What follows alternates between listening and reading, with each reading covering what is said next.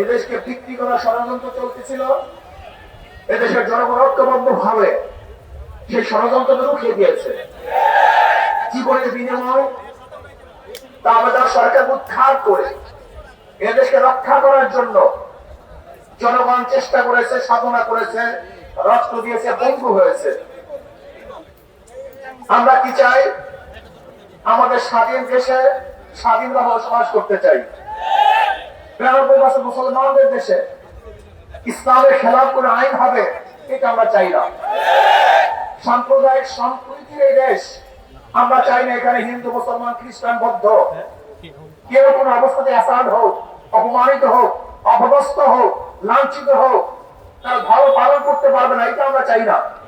কিন্তু এইটাও আমরা চাই না যে ধর্মের নামে ধর্মকে আড়াল করে সামনে রেখে এদেশকে বিক্রি করার ষড়যন্ত্র করবে, সেটা আমরা চাই না।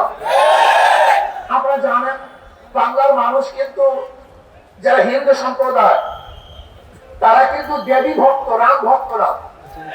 আপনাদের অনেকেরই জানা নেই যে হিন্দুদের মধ্যে সমস্ত হিন্দুরা কিন্তু একই দেবী, একই ভূতের, একই মূর্তির ভক্ত হয় না।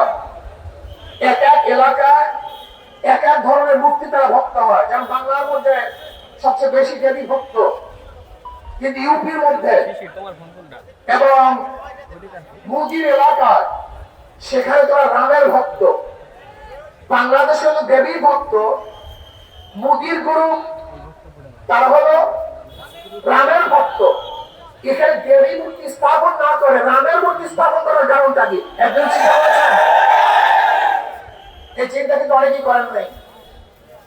এখানে দেবী এবং রাম উদ্দেশ্য নয়, এখানে উদ্দেশ্য দেশটাকে গ্রাস করা, দেশটাকে দখল করা।